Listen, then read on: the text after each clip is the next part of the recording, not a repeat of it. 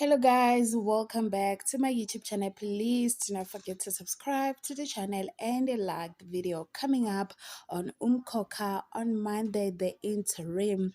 Nomkhosi's quiet evening shatters when an entire family storms into the house, declaring their unexpected return.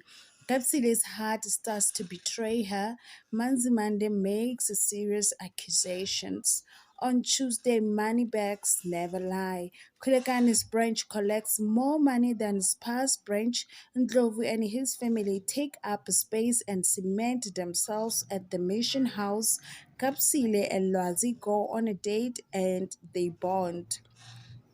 On Wednesday, a new dawn, Nomkhosi fights tooth and nail in an attempt to keep the church from Ndlovu's greedy paws. Mamzobe offers Difa the church. Kapsile and Lwazi share their first kiss. On Thursday, there is a time for everything. Nomkhosi is desperate to turn over a new leaf. The vultures circle Kulegani's vacant throne. Kapsile is ambushed by Jabulile.